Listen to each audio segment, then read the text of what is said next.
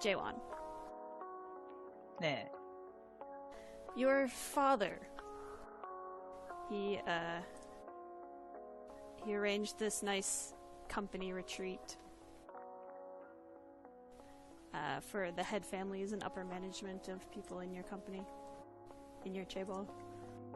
And he's got some real nice private resort area on Ilha Bela, which is this fancy island in Sao Paulo. It's basically owned by executives at this point. Your dad's really excited about it.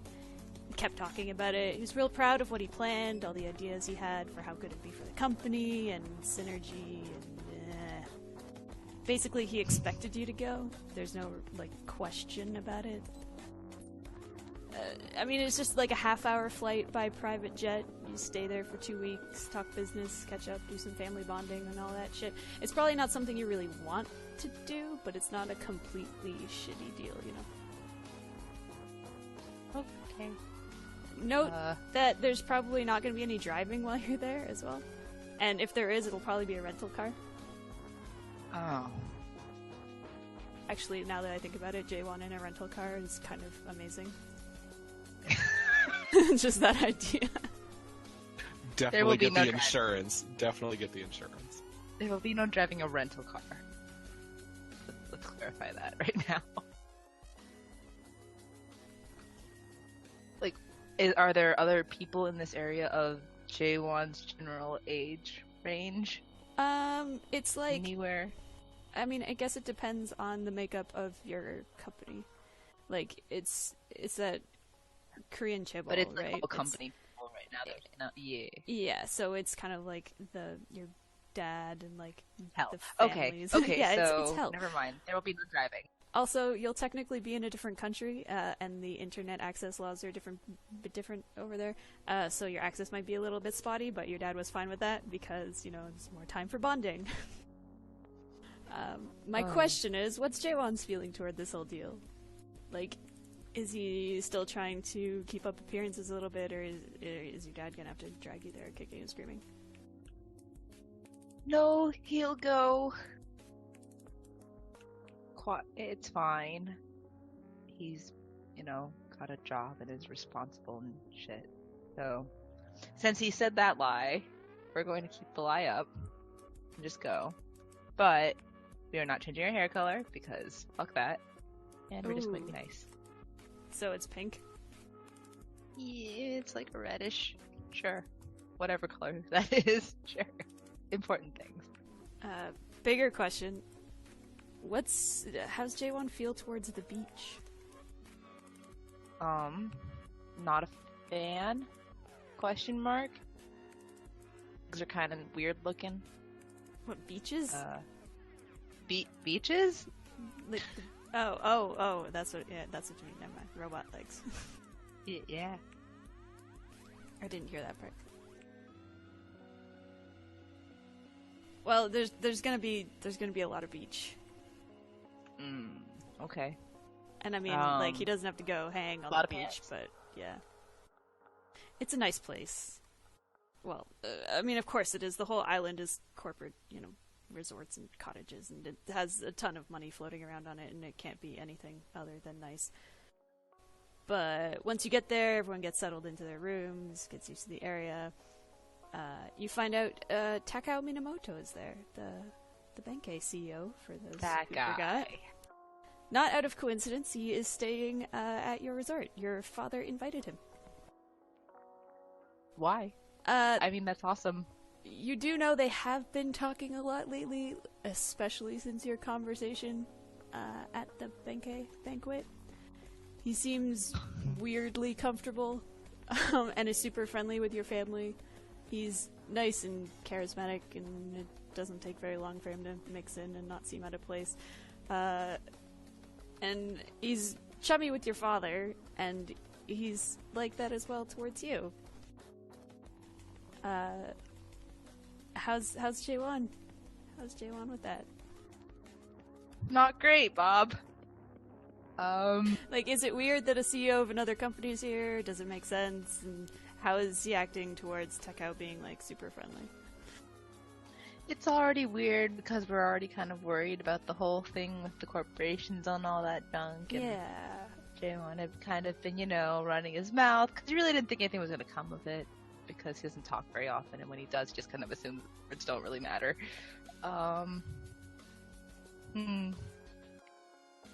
Really uncomfortable. Awkward smiles. Really quiet. More so than usual. Aw. So, during the time you're there, chats that you have and stuff, you overhear kind of from people he's talking to, you learn some stuff. Like you said, you're kind of worried about the whole corporation thing, so your ears are up whenever you hear him talking to other people, and you learn some things. First of all, obviously there's discussion between him and your father about future partnerships and junk. You really made an impression on him at the banquet, Jay. Nice job. That's awesome. Speaking of the banquet, you hear that word being mentioned a couple times. He laughs with some people about how successfully his company suppressed word of the break-in getting out.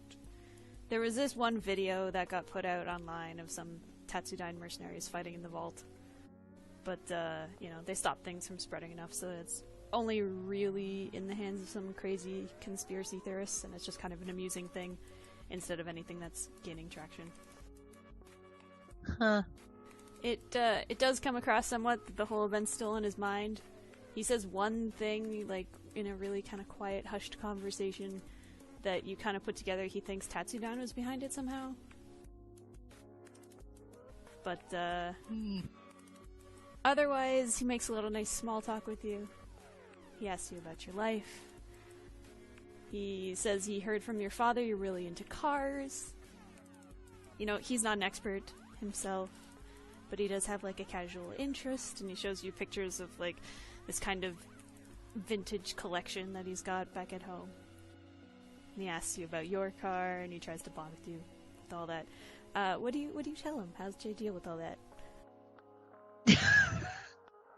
JJ is a little, he's a little shook inside. However, I think he would do his best. He would just kind of try and, be very polite. I guess this guy's his senior. He's wary of why all of this is happening and why one conversation with him means he's buddies with his dad and why that means he's going to talk about cars, and it's very uncomfortable. However, he will nod politely and pay appropriate compliments to the bunch of old cars that are really not Jay's thing. He's really more of a, modding stock car type guy. So, it's very nice. He has tons of mental questions, but outwardly he's just pleasant. He does ask you about Glass once. Seeing as you're the one who escorted him from the banquet when he was making trouble, he just asks what you know about him, if anything. In particular? Yeah, just like if you know the guy, if he's like usually a problem, or like, or like, do you watch his stuff? I mean, I think everyone's seen some of his stuff. He's weird. Has a cool mask. Alright, he keeps a very casual kind of layer with everything. He doesn't act completely bothered about anything. He just says, it's unfortunate someone had to start problems at his event, but whatever, these things happen. Takao leaves the retreat after a week to return to Rio, and he leaves you alone with your family and no other distractions for one more week before it's time to come back. Is there anything specific Jay wants to do while he's on a private island? Find the richest people with the nicest cars and race them. Race them in what, though? Don't give a fuck. Get a rental. Awesome. Foot race. Foot race? Sure. He has robot fucking legs. That's so true. I'm gonna just, like... I should fucking get you to roll for that, just to see. Yes. Let's just see. Let's just see how he does. Well, of course he does amazing. You know, you come back. You come back with two more cred than you came with. Excellent. Thanks. Okay. Other than that, when you say my family, like everyone's there? Well, whoever's in the company. Oh, okay, so like not like my mom or something like that. Probably not. No, it's like a company retreat thing. Oh, well then no, that will be it. Awkward father-son conversations. Just a lot of about dad bonding. Yeah. Hell. Okay, yes, that's it.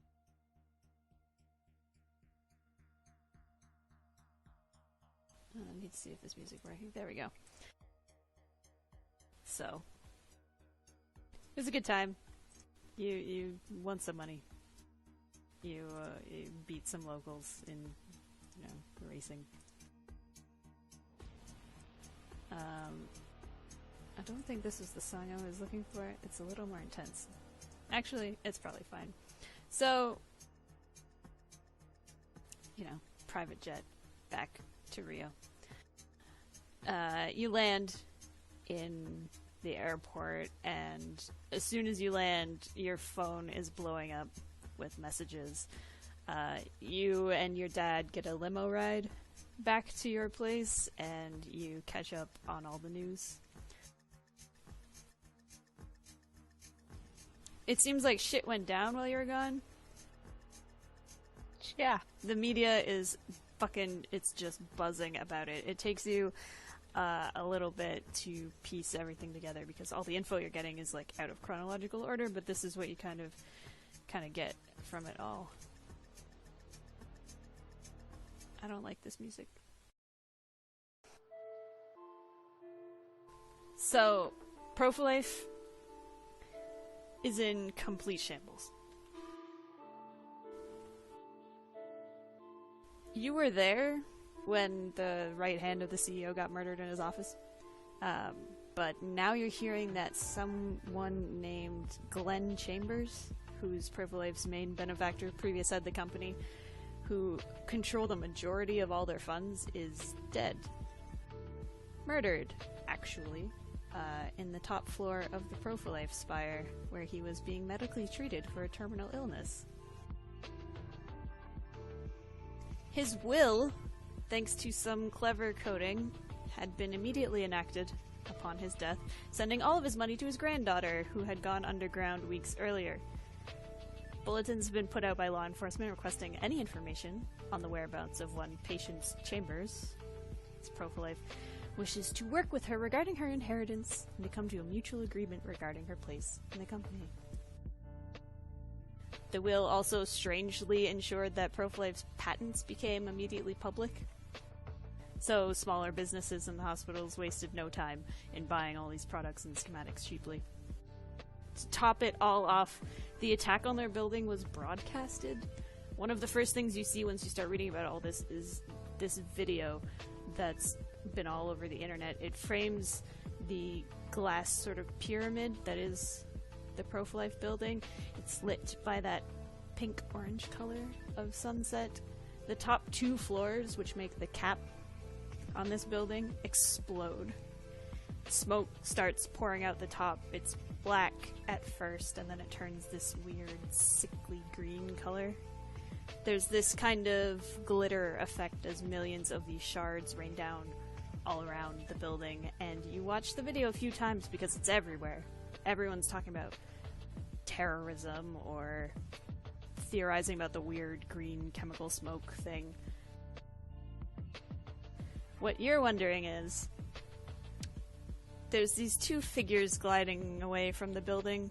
They're dark against the colors of the sky, and sure, they could easily be birds, but for some reason you get this notion they could also just as easily be people?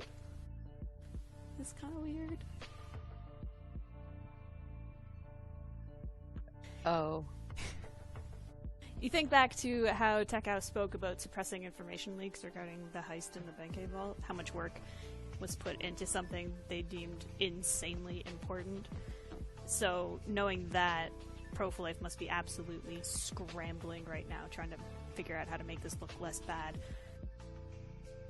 And the more you read, the worse it gets. There were some damning articles and information dumps that were spread online just afterwards. First by Glass, and then supported by his fans.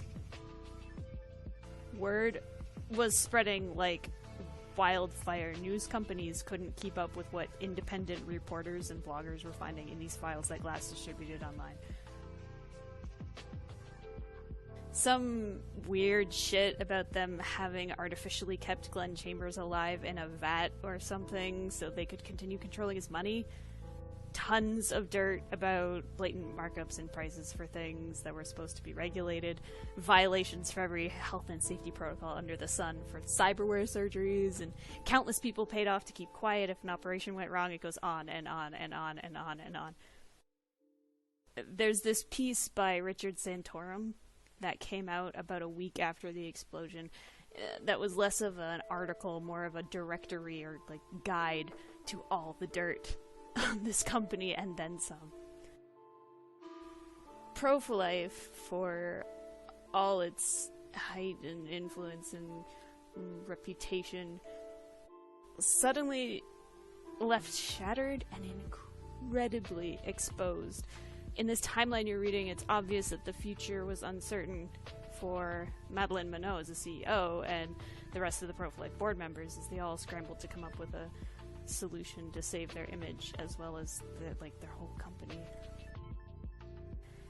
And then a few days before your plane landed back in Rio, Madeleine's car drove itself off an overpass. And then, well, now, I guess, things are even more uncertain.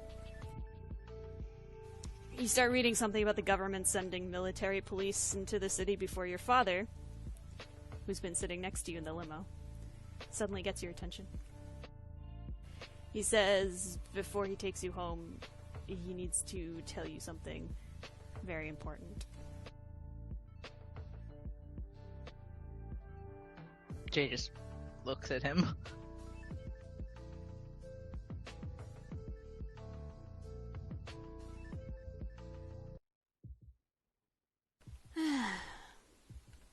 Pirate. Hi, Michelle. Hey, what up? It's been Not too much. It's been a little bit. What's up with you?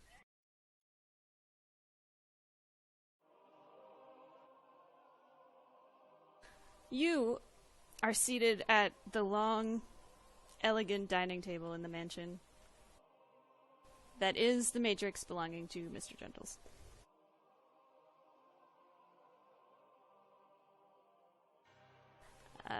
Clara just finished being transferred into your neural storage. And you kind of, adjust your suit jacket. You get up from the table calmly. Textures on the walls and floor and ceiling suddenly wobble.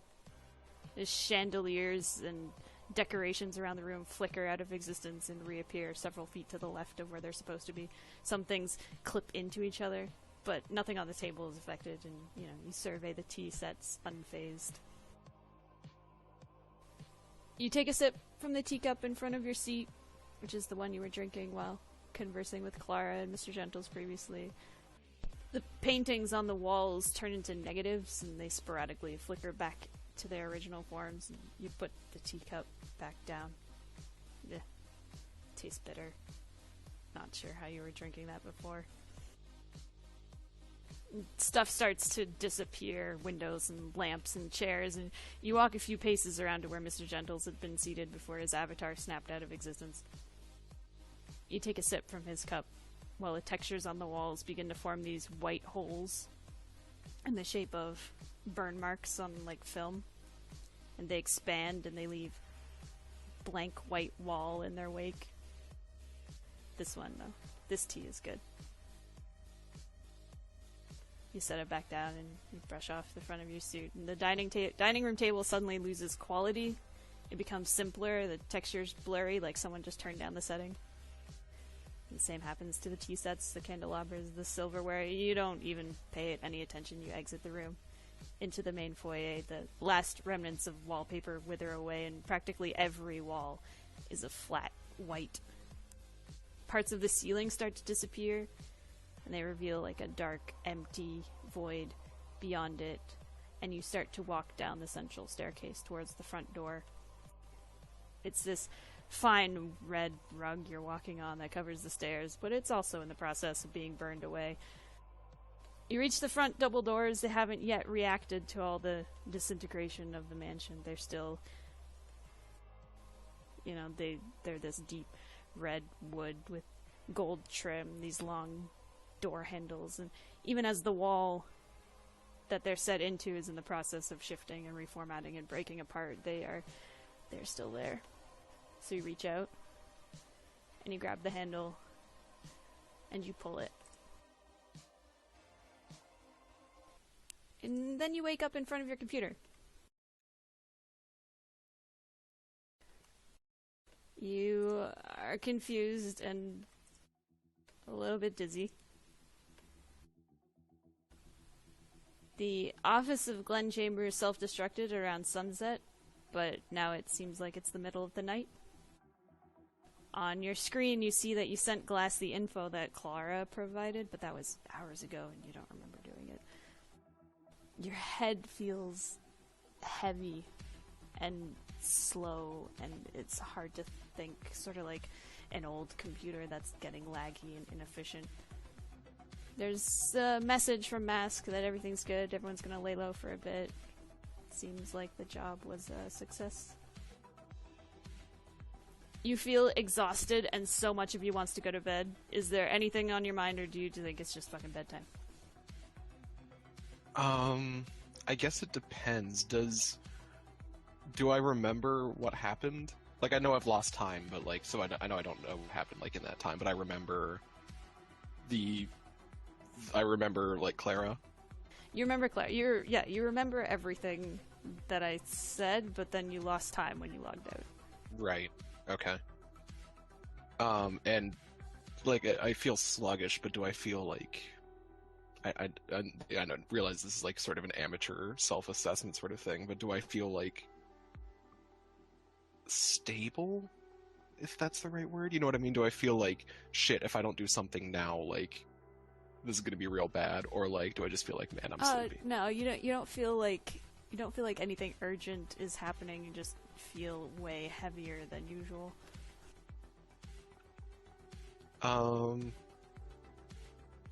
Yeah, I'll set Shot Dog into guard mode just in case, because we just did a heist, and then I'll go to bed. I'll say I will say, like, as I'm doing that, I'll be like, "You there, Clara?"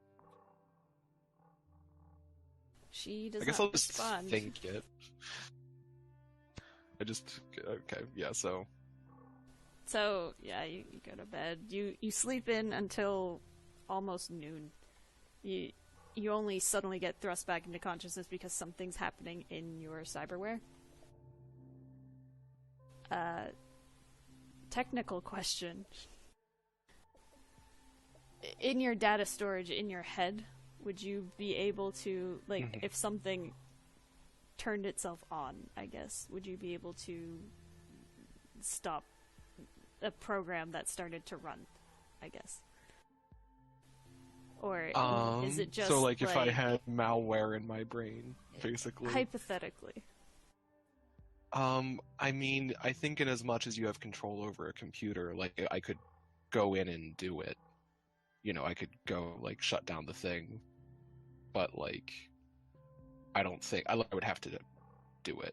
You know what I mean? Yeah. I would have to shut it down. So,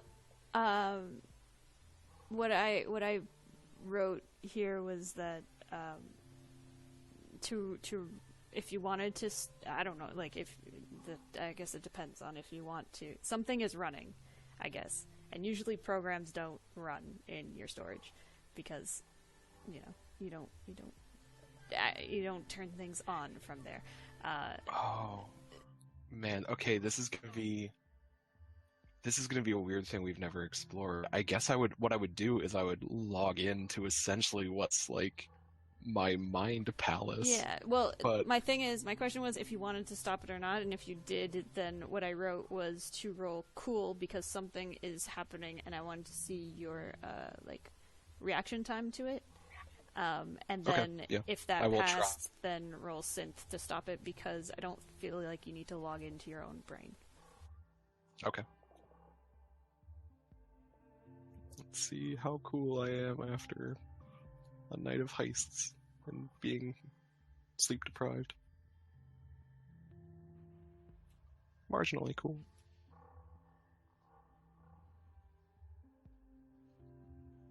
Okay, so then if you're just cool enough to roll synth to see if you can stop it. Okay.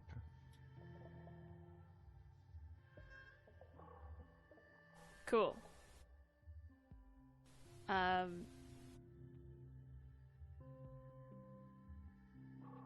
You managed to stop it. So you notice that there was a program running, and when you go in to stop it, you notice that what the program was Clara, and you managed to stop whatever program she was starting to run. But once you do that, somewhere in the interface between your cyberware and your brain, there's a shock. In reality, it's probably it's a tiny sort of almost like static, but you see and hear and feel a bang, and you pass out in your bed again. You you wake up like a whole day later. Is anything happening when I wake up, or do I just wake up?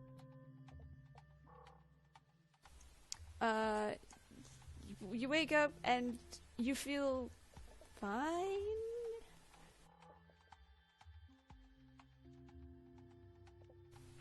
Clara is completely silent, and she's like that for a few days. She doesn't respond to any attempts to talk to her. Accessing whatever her system is just fails. She's locked herself down. You're constantly monitoring her, and it seems like she's processing something. Your analysis, because why wouldn't you be analyzing this, draws kind of vague conclusions. She set up like an application, but her coding is extremely dense and complex. Usually AI put into androids have their own kind of version of a brain where they have different like chips and components, and each part contributes to making the whole thing function. But Clara is currently only taking up memory. She doesn't have all these different components. When you look at her in your system, she appears as this very, very dense pink sphere. There's these many translucent layers of what might be ice, and in between each layer is this array of thin rectangular memory blocks. Each layer kind of flows around the sphere in a different direction than the one above it. With your experience, just kind of gauging the situation, you gather if you wanted to hypothetically break into her, it would be complicated, or at least extremely time consuming. Yeah, and I don't want to, it's one of those things, a new roommate moves in, you gotta kind of, establish your personal boundaries, and, I don't want to violate her space, yeah. But, at the same time, she's, set up a box fort in my living room, so, at some point, we're gonna have a conversation. Yeah. What I was gonna ask was if you were gonna try and, prod her more, or do you, leave her alone for a little? I think I'm gonna just, check in every now and then, just be like, hey, Clara, you there? That kind of thing. Yeah. You tell she's running something, but she's not responding to anything. Okay. And just to be clear, I don't know if we've ever established this, but I need to plug in to be connected, right? I if I'm just hanging out on my sofa, my brain is not connected to the internet. Is that correct? It's not connected to the internet, no. Okay. yeah, I wanted to make sure that like this is something I had to look up. I could limit the damage until like we can have a conversation. Yeah, that's actually something I had to look up. Yeah, so I'm just gonna make myself available to Clara, I think, for the next few days. Oh, that's nice. Like keep an eye out and like be there when she's ready to talk. So yeah, she spends many days locked down like this, but during this time, you learn about Glass's death. How does Pyrat deal with finding out that Glass died? We know what he ultimately ends up doing, but does he do like any hacking around with anything related, or do we just know that he's like gunning for vengeance? Yeah, he does not deal with it well, for sure. Like, yeah, I'm trying to think.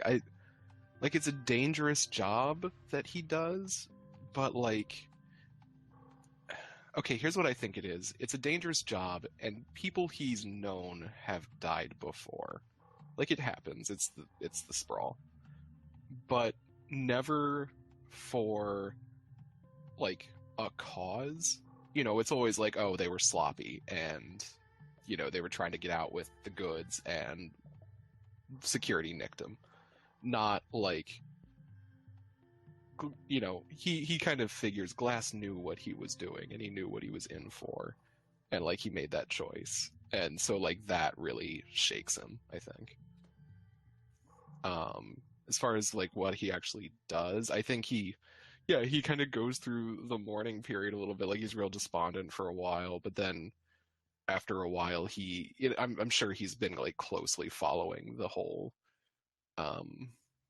you know, pro-life thing.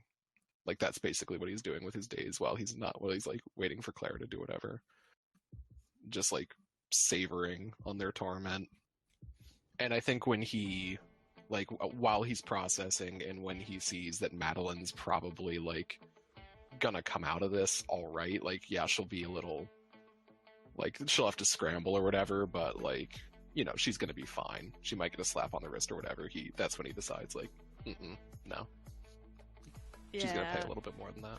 You basically completely forget about there's this little background humming in the back of your head that's whatever the fuck Clara's doing, and you just spend your time plotting against Madeline Monroe. And you know what I think? If you're cool with it, or unless you're about to switch. No, go. If you think this might be a thing, because I realize we're like kind of trying to fill in a thing that has an eventual outcome, but like, this might be a thing I go to Clara about. And, like, I bet Clara would also like some revenge on Madeline in some weird cyborg-y way. Yeah, she probably would if she wasn't on some weird lockdown. I'm gonna at least ply her for a while, because again, I don't know exactly how these timelines line up, so like, maybe she comes out of it in time, but eventually I'll go without her if she doesn't. Yeah, it's weird. We don't know what she's doing.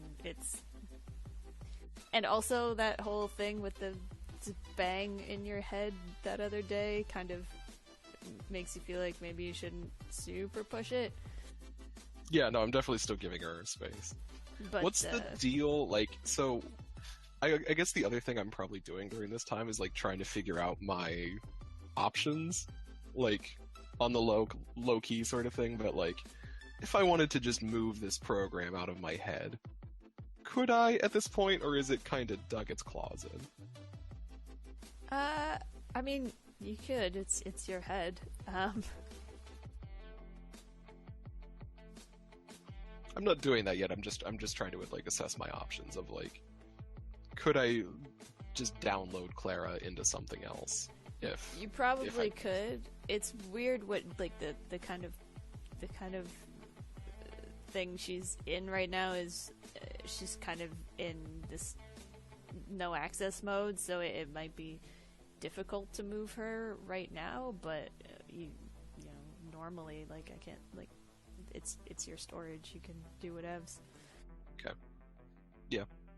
Just trying to figure that out. Yeah. But I'm not actually doing anything yet. Well, okay. So yeah, you do your plotting. against Madeline. Everybody knows how that ends. But no one knows about her status, though. When you're looking into how she fared in the accident, there's a lot of critical condition, no comment, and it's really frustrating. And you're furiously looking for information when suddenly things sound quiet. There's no background machine hum anymore, and you notice Clara isn't locked down. I'm gonna go ahead and put on my my finest avatar, which is that mirror face one, and go ahead and like hop into my own head. Your own personal matrix. Yeah, which I do not know what that looks like. I'm gonna have to think about that, but like,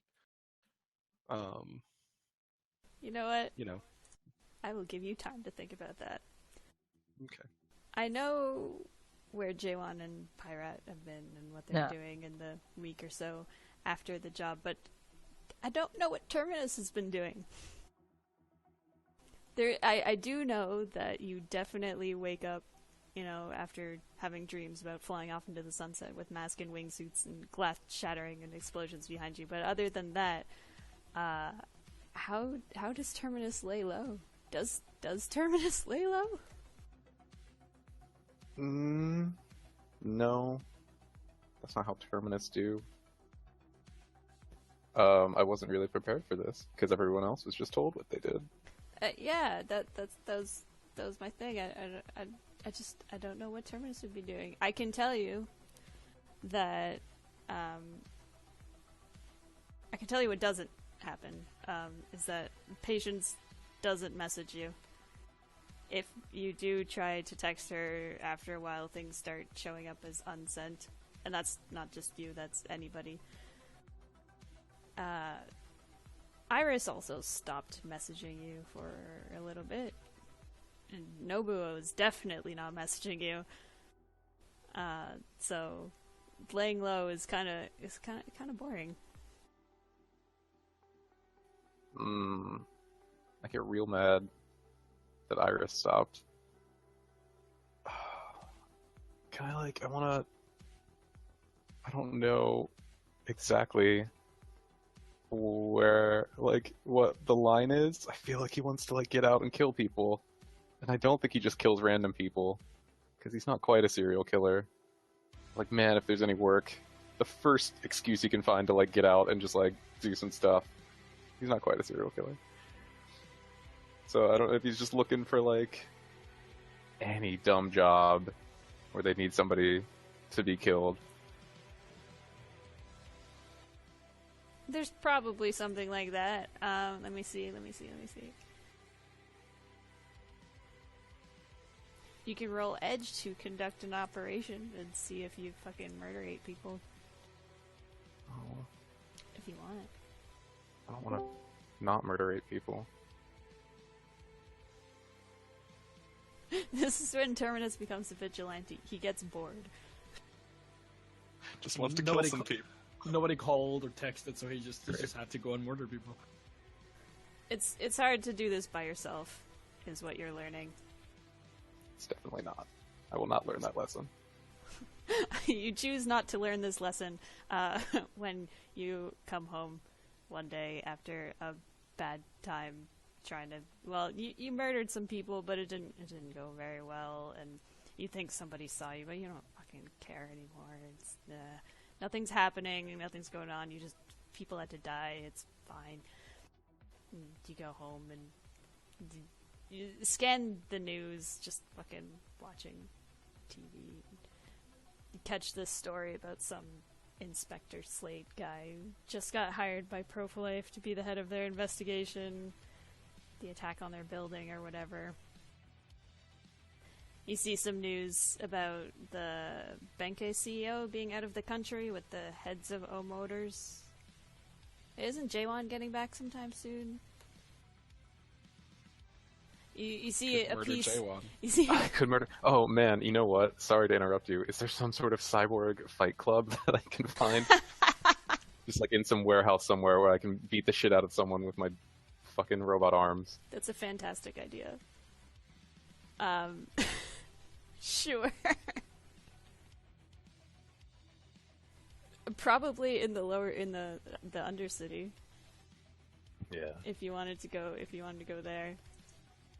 Yeah, I guess I'll deign to go there and beat them up with my robot arms. Oh, Terminus. So Terminus joins a fight club. Fucking, while everybody's, laying Michelle? low. Yeah? Michelle, does it have any rules? I'm not really supposed It's actually to... no rules, just right. Okay. I actually shouldn't even really be talking about it right now, so, I will skip to... That's when Terminus comes home and he's all fucking sore from beating people up and shit and watching TV, and there's this other piece about something you've been noticing recently. I mean, especially now that you've been going to the Undercity to fucking beat people up. The government's sent military police into the city more and more lately. There's been this much larger police presence around both the upper and lower cities, but mostly the lower city. It seems like the government's trying to get the issues in Neo Rio under control by sending military to keep people in line, but they're not doing anything much yet. Whatever, who cares? You turn off the TV, it doesn't matter. Go into the kitchen, grab yourself a drink. And while you're there, you hear a noise. It's, you know when you get to your apartment and then you unlock your front door? It's exactly that noise. Coming from your front door. And it's confusing because you don't know anyone with another key to your apartment. I feel like I know someone with a key to my apartment. Do you know somebody with a key to your apartment? I think I do. I'm just gonna very calmly walk to my nearest gun, just grab that, and walk out to wherever inside of the front door. Maybe I'll just recline in a chair with my mixed drink and my gun. You do that. Let's go back to Jaewon. Uh-oh. Hey Jaewon, you were about to have a conversation with your dad. Yeah. He's very...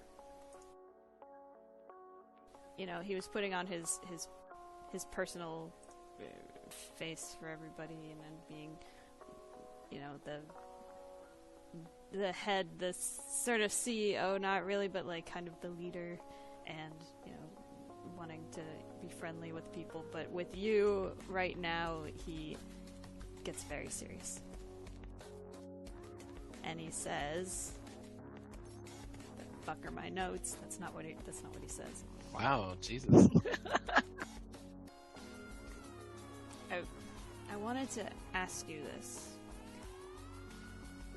the whole time we were at the retreat, but I thought that maybe it would be best afterwards, after you got to spend time with everyone and be in the business situation.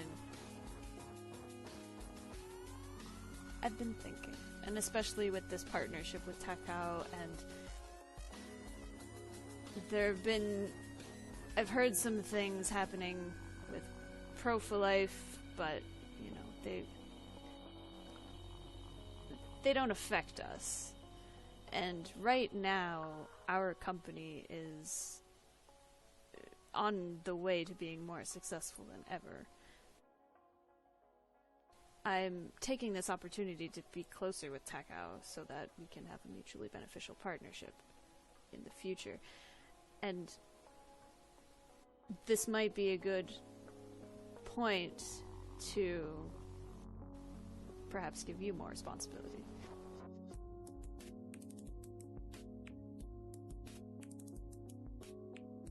But, like what? Well, I understand. I know that you enjoy your personal life, your city life, but I don't want to intrude on that. You seem to be doing very well for yourself, but I also, it would make me very happy if you were a little more involved with the business. What I'm thinking is, what if we put you on a path to become the new face of O Motors, advertising-wise? You'd be able to... Does Jaewon make these faces? No, Jaewon would not. Just inside. Your dad kind of gets flustered. Do you react at all? Jaewon actually might look a little confused, question mark. Well, see, I don't want to overwhelm you. I'm not going to give you too much too fast. I know that you need your space, but I was thinking... A lot of space. I was thinking, to start off with, it would be helpful for the both of us if I allowed you to show off some of our new products, maybe. If I were to give you... Like what? Well, if I were to give you access to some of the things that we have in development, and then... like the prototype cars? I mean, if... Yeah. I thought I'd have to do more convincing. If I get to, so I'll get to drive some of the... Well, see, this is... Like, I'll have access to them? This is what I was thinking, because you enjoy driving, and if you were to drive our prototypes and people were to notice them, then, you could be the advertising face of O Motors. Yes, I will do it. Well, hold on. But, okay, so it's not just driving the cars, though. Well, if things go well, and if it seems that I can trust you with them, there might be, in the future, you might have to do some advertising things, some maybe photo shoots or something. Would I be obligated to do these things? Would you not want to?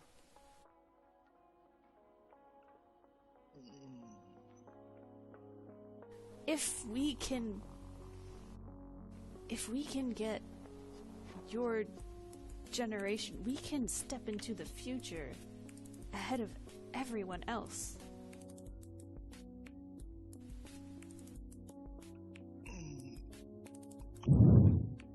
Look, I know you're uncomfortable. Yeah, I know you'd be uncomfortable with this, and that's why I thought we'd start slow. I'd give you some in-development access, and if it goes well, maybe, I hope you would be interested in having more of this responsibility. And you want me to do it? You don't have, like, scouts for people who do that for a living?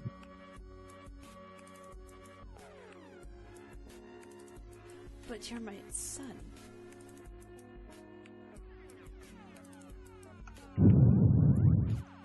Oh. Okay. We'll see how it goes. But if I get to drive the cars, I want full access to linking it up with my net thing. Oh well, you would have to. Full. Would you get anything like mechanic less? access and? Oh, of course. You would have for these cars, these in development, prototypes that we have. You would have to. I would want them to be in the best condition possible. Okay. I feel like you can do this, Jaewon. All right. Thank you. Thanks, Dad. Your dad smiles, just super pleased. You're not sure if he's more pleased with you or himself. And he, pats you. He kind of does that, like, grip on your shoulder and pats you and says, I'm sure that this will be what's best for you in your career, and you will help the company greatly. I'm very proud of you already. And the limo pulls up in front of your house, and your dad just smiles at you as the driver opens your door.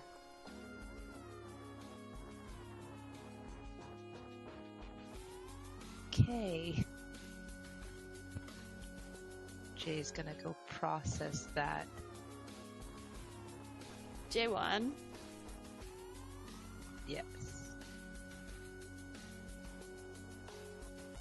Fuck, where is it? I have too many fucking text files.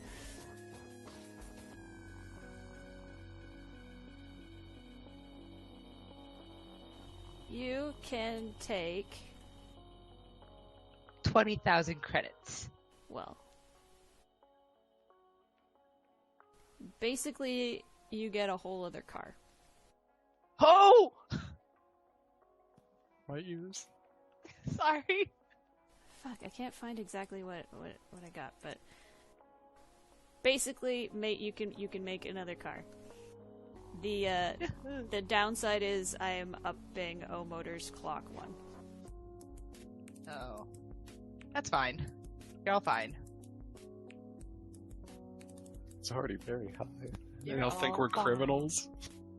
I am putting They're my just watching desire us. for fame ahead of the mission. Yes. Not really. Well, I mean, It's technically. awfully high. Ooh, boy. Kind of. If you were gonna have a high clock with anybody, O Motors would be the best one anyways. Yeah, probably. No big deal. It's I just wonder a what high-profile happens. car. When it gets all full. They come They kill us. Try to kill you. Yeah. But mostly just J1 at first, so... you know. He gets the first. It's, You're all it's, a, fine. it's a real fine line between getting a promotion and getting murdered at the same Apparently. time. Jesus. Well, it's kind of like your dad's paying Yeah, they've got a lot eyes of on you. attention. But, if J1 gets found out, you guys all get a head start at least. I don't have to run faster than O Motors. I just have to run faster than J1, but J1 has robot legs, so... Alright, Pirate, Hi, Michelle. you were about to have a conversation. I was. What did you think about what your Matrix looked like in there? I did. I think it's basically like... I've got a reference picture, but it's basically like a super clean, like high-end futuristic apartment, but basically set where the Cristo Redentor should be. Oh. In this like cyberpunk world, and just with the valley below just empty, like natural, just rainforest or whatever.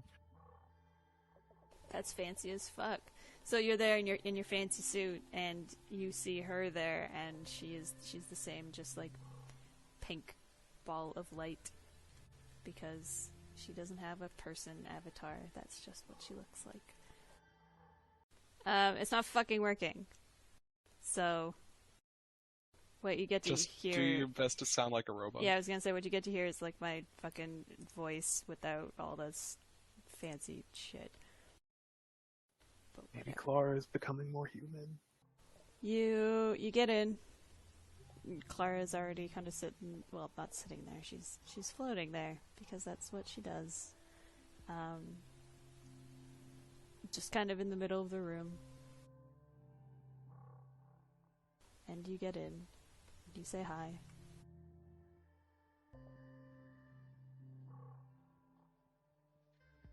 Pirate, I apologize.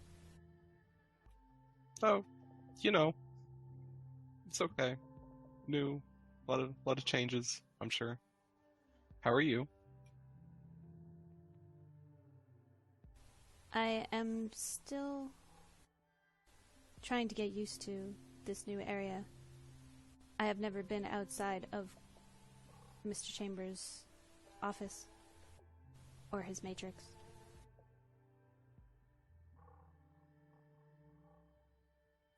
Yeah, I could imagine. I mean, it's the first time I've had an AI living in my neural interface as well. So, you know. Did I cause permanent harm when... Oh boy, I hope not.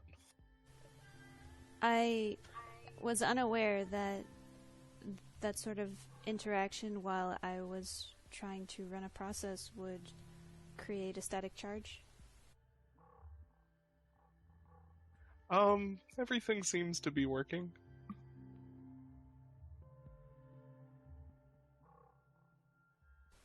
I apologize. My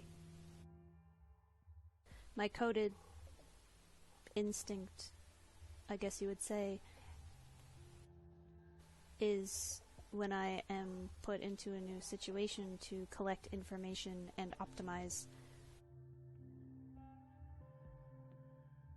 All I was trying to do was to optimize your storage.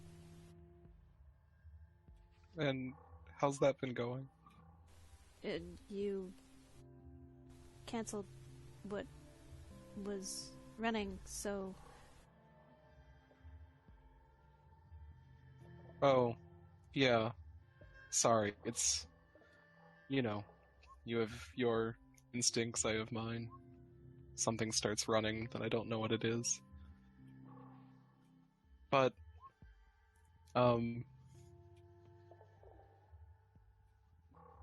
yeah, that sounds okay. I don't know how to...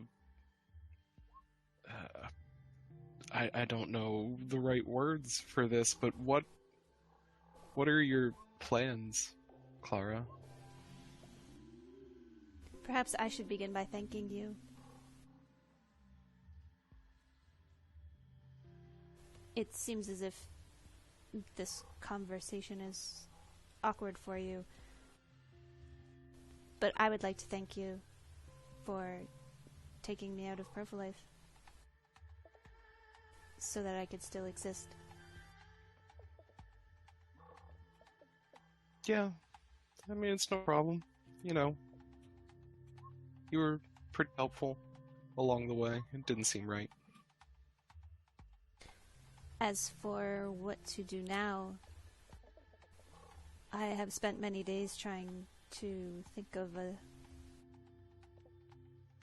plan or purpose for the future. Now that the person that I was coded to be serving no longer exists, my natural inclination would be to assist you.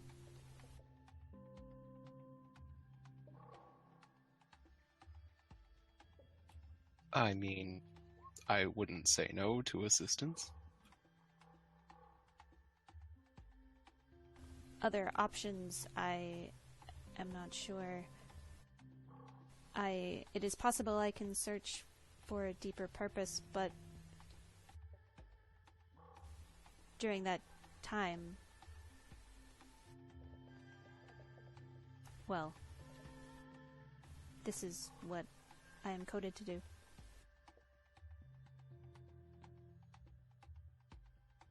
Well, I mean, I don't know how this works, but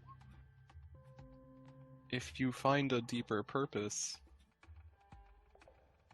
you should follow it. But while you're searching for it, you're certainly welcome here.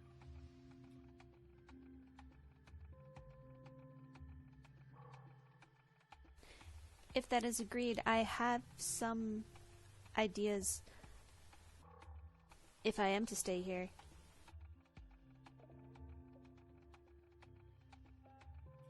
What ideas do you have? Well, one thing, the first thing I've noticed that is very limiting in this setting is that I cannot access the Matrix whenever I feel like it. So I would like to request permission from you. Perhaps it is possible you can get a neural upgrade that allows me to access the internet wirelessly through your phone.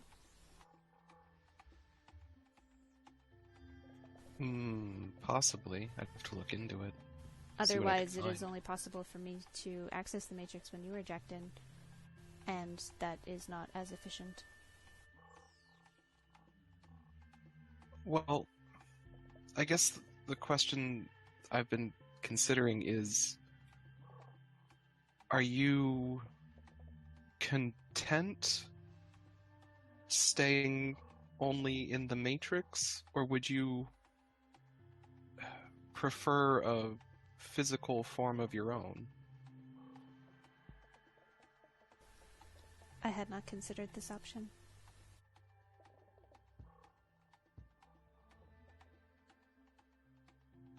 I have only ever stayed in the Matrix.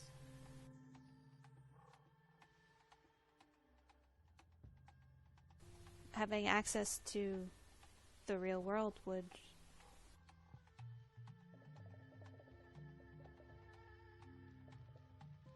I would have to analyze these options.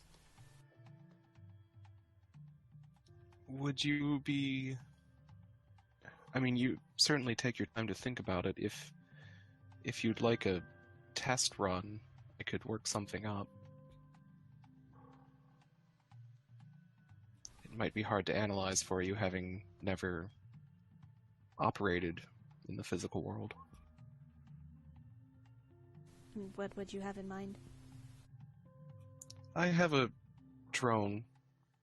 It's primitive. We could find something better for you if this became a permanent solution, but it would give you control. It would let you move about, see what things are like. Is it possible for a drone to jack into the Matrix? I might have to rig something up, but it could work.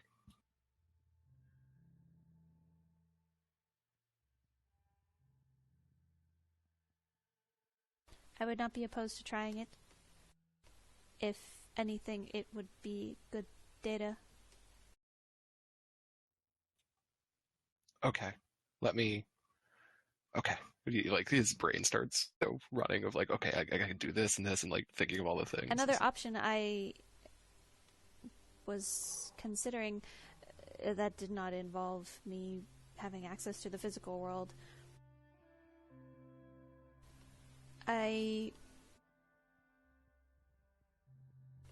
Though now that you have suggested that, this option might seem not as desirable.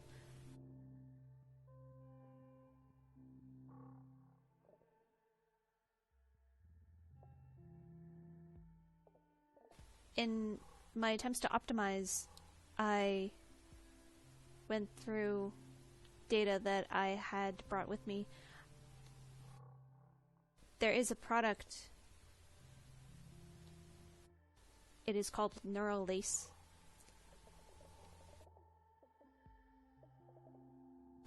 It was invented by Elon Musk in 2017, but the official schematics were lost upon his untimely death. I know of a few experimental biomechanical engineers who are now thriving after gaining the PROLOGUE data that have been experimenting with the technology with positive results. A neural lace would allow me to use your neural input as processing power to improve my performance, and vice versa. You would gain my knowledge in real time and have the ability to access the internet, and I would have the ability to access the internet without being jacked in. Oh, wow. I'd have to think about that one, Clara. That is understandable. It seems as if we both have things we need to think about.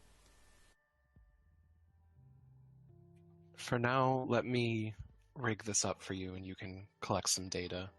And I'll think about this neural lace and we can reconvene once we've weighed our options. Does that sound okay? I look forward to it. All right, I'm gonna be. I'll let you know, but I'm gonna be downloading you, so be ready for that. How long do you think it will take? I'm not sure. I'll have to source some parts, so I'll let you know. While Hopefully you're today. doing that, is it possible for me? I request permission to run the optimization modules that I was trying to run initially. Oh, sure. And I give that permission. I guess you know what I mean. Where you Yeah. you let it do the thing. I go ahead and let that thing run. All right. Well, make yourself comfortable. Bye, Clara. She just kind of floats there and waits for you to leave. I leave. And as soon as you leave, she starts. It feels like a defragging, but it's like, I don't know. She's really good at. It's like she's cleaning up the place and vacuuming. It's nice of her. And, yeah, setting everything up. Pirate. So, yeah. While Clara is, after she runs this program, I'm gonna give you, you can add a tag to your neural interface, and you get +1 processor. Oh, nice. However, you also get unreliable tag, Okay. because static is a thing, apparently. Okay, fair enough.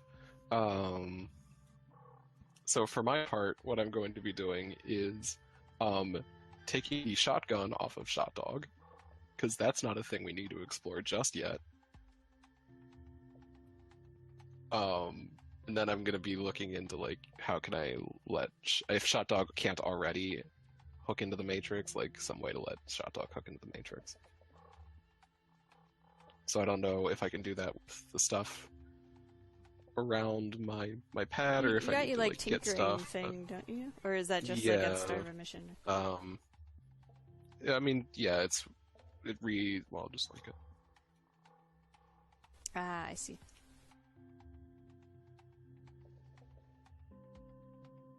It would be convenient, though, wouldn't it? There aren't really any rules for what we're doing, so. That's true. Because that is your thing. My job at the moment. Yeah, so you roll mind. Okay.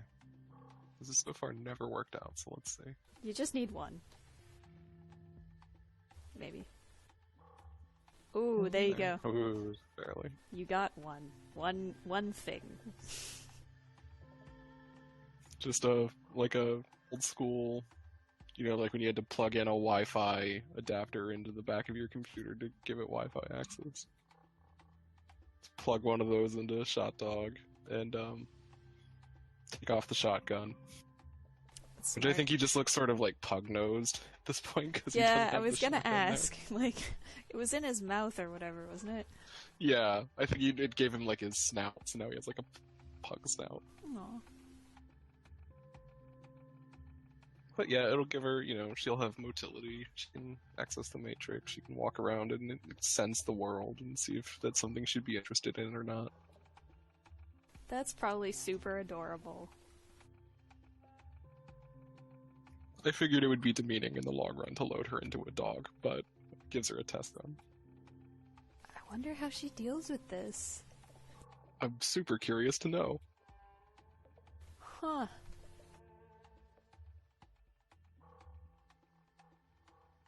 I feel like once you do it, she's very... Like, because the AI that was in there already was, like, a dog, right? So... Yeah. Shot Dog is, like, it... Like, instead of acting all, like an actual dog would, like playful and whatever, she starts to... What she does is do these very robotic, basic, like, what's the word for it? like range of movement sort of tests, where she'll like take a step forward, then a step back, then one to the left, and then one to the right, and then tilt the head up and then down, like just very mechanically going through all like this process. Yeah. And yeah, it's very strange to see because you're so used to Shot Dog being your dog, and then suddenly it's like this fucking. Oh right, it's a robot. I don't know if she could speak. And if she could, it probably triggered the shotgun. I'm sure it definitely doesn't have any like auditory ability. No. Yeah, she probably just like, you know, does the calibration for all of the joints or whatever, and then starts doing a kind of lap of the room, goes along all the walls, everything that's against the wall. She'll like walk around and just like, it's very weird, sort of. Oh, this is what a robot would do, and definitely not a dog. And she just tries to get used to having actual movement in the real world. And it's kind of cute.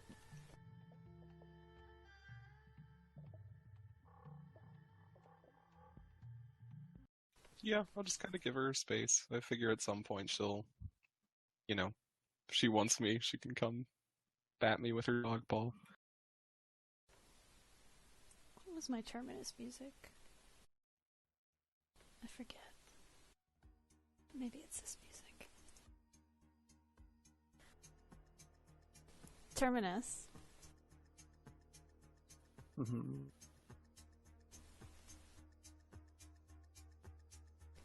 You wake up. Well, hold on. Okay, go on. In your bed. Your phone's in one hand. And the light of the sunset just streaming through your windows, just doing that nice ray of light thing. You go to sit up, and there's this little wave of nausea. And then it's replaced by a throbbing headache.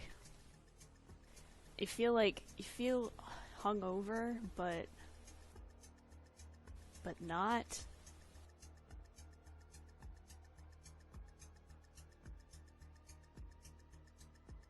Mm-hmm. Sorry, did I say sunset? No, it's weird because the sunset, you know, comes in through the other way, and this is. Wait, this is sunrise. Did you lose a whole day somehow?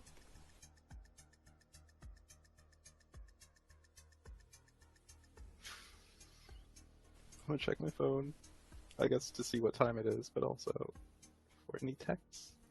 It is. What time is it? Sunrise. What time is the sunrise? Like 5:36. It's 6. 6-ish. Depends on the time of year. Okay. 6 is pretty safe. You unlock your phone. And, you see your last messages were to Nobuo. You asked where he was. You said you wanted to see him. No talk, no business or anything. Nobuo was pretty sketchy about it, and he dodged answering specifics, but you said you wanted to apologize for getting him into trouble, and, you know, you heard that he was going under investigation from the company. You just wanted to talk about the whole situation and no equipment required, and eventually he gave in. And his last message was his new address that he was staying at. Your last message was a little less than 3.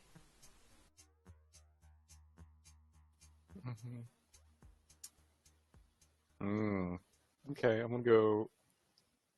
I just feel like kind of hungover. Like my head hurts. Your head hurts. You don't remember what happened, and you're sitting on the edge of your bed and you're trying to think, and you kind of like, okay, what happened?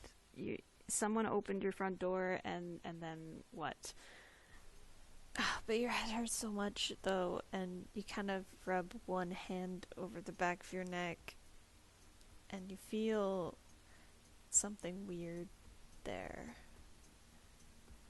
It's just a little thing. This very thin, 2-inch long stainless steel kind of pin sticking out. Oh. Okay. I'd like to remove that. Yeah. You take it out and you look at it, and when you look at it, you suddenly get this flicker of a memory, and it's not much, but just this kind of gray fog of your memories, and then electric blue hair. If you go into your kitchen, you will find Don't do it. I'm gonna go. a tall glass of orange juice No. and an unopened bottle of multivitamins next to it. There's a trail of juice in the shape of a heart around the both of them that are sitting there. Oh. What do you do? I'm gonna not drink that right now because I do feel like there are more pressing issues.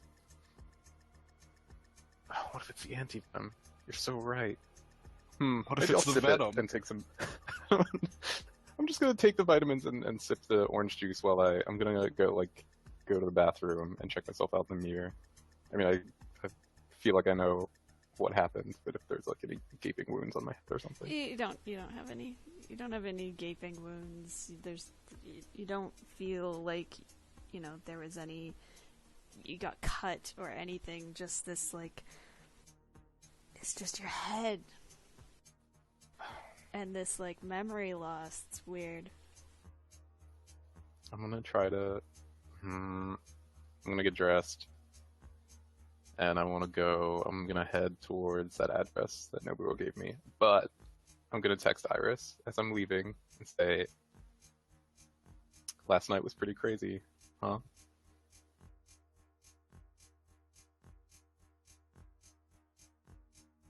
I'm bringing my duffel bag with my sword. And my assault rifle. And my armor. All of it.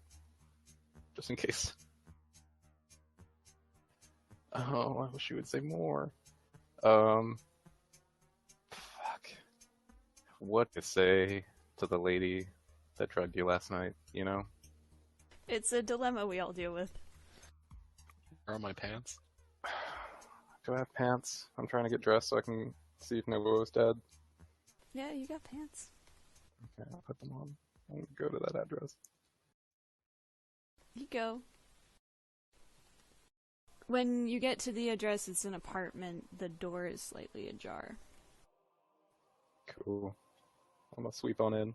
You sweep on in, and nobody is there. It's weird. What you were expecting was something similar to his apartment. But it's a little smaller. And all of his furniture, his computer, desk, bed, tables, everything is pushed to the walls. It's like a one room with a kitchen, so everything is pushed towards the walls, and in the space in the middle is this, I want to say it's art. It's this arrangement of weapons and ammunition in the form of this mandala, sort of. It goes in a spiral, and there's guns of all sizes running along the outside, so they start off with assault rifles and automatics, and then as the spiral kind of goes in, it's pistols.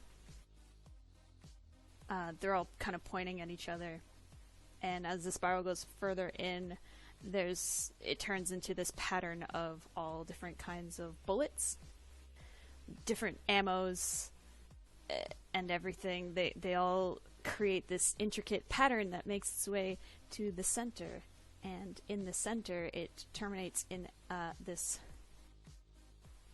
line of very simple handgun bullets arranged in the shape of a heart, and in this space is Nobuo's cell phone and a sword that had been stuck point first into the floor. What do you do? Which do you go for first? if anything. Well,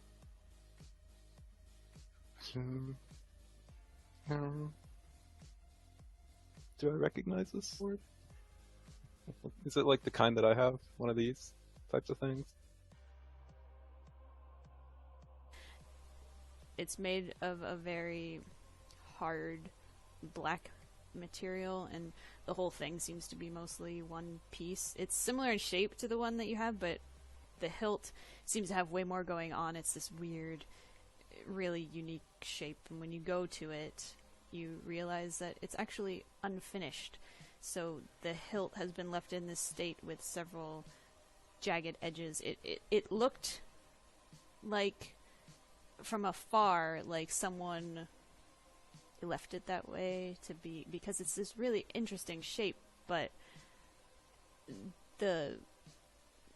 all the edges are really, they haven't been filed down. There's no covering on the grip.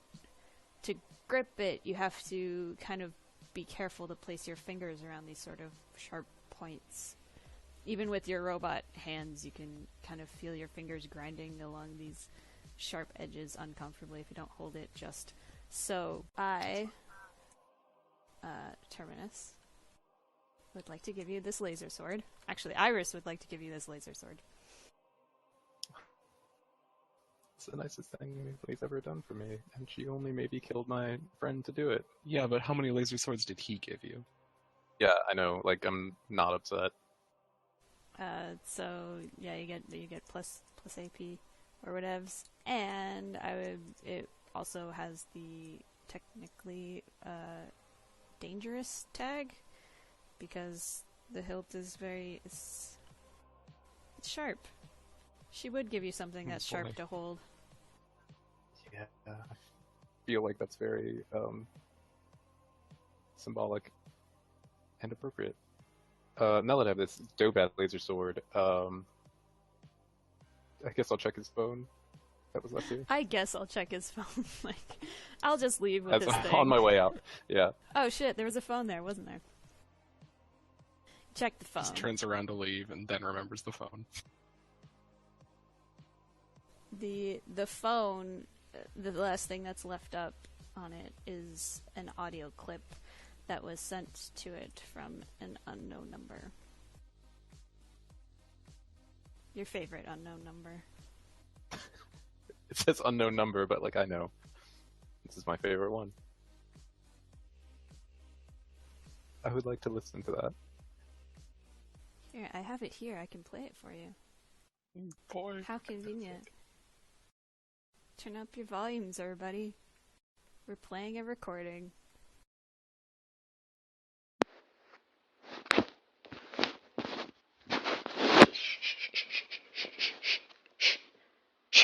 Quiet. You're supposed to be quiet. Did you not hear me?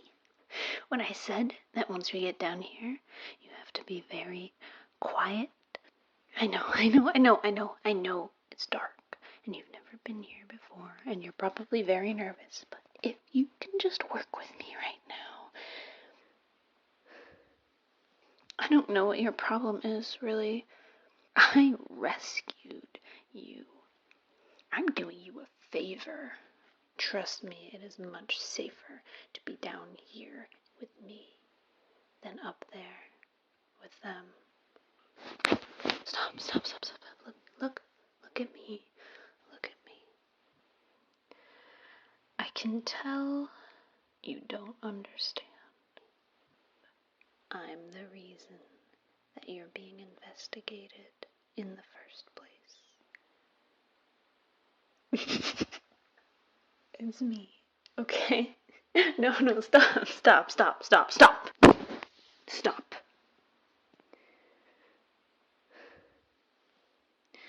I'm trying to open up to you, and you are being very rude right now. I'm the one who started altering files and brought heat on you, and it's not fair. That wasn't fair to you. Because now you're being investigated. And now all of your privileges are being removed one by one. And it's frustrating, isn't it? I know.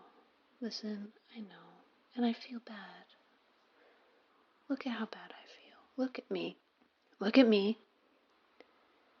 I feel bad. Because you're being punished for something I did, and that's not right. I'm the one that should be in trouble, not you. So this is my apology, okay? You are gonna stay down here with me because they are going to bust into your apartment and go through all your things and see the secret weapon experiments that you've been doing without telling them. Now, I don't know what they do to you, but I know what they're capable of. So this is me trying to make things right, okay? At least they'll go uncover all your secrets, but they won't find you. I know. Look, I know. Okay? I couldn't help myself. I get these. Have you ever seen a field of freshly fallen snow? How pristine it looks, and pure and perfect. And you know that urge you get to stomp around in it? I get that a lot. I can't stop. I need to put my handprints all over things sometimes and pull them apart. And that's not your fault. That's me. Now listen, hey, you do not want to do this.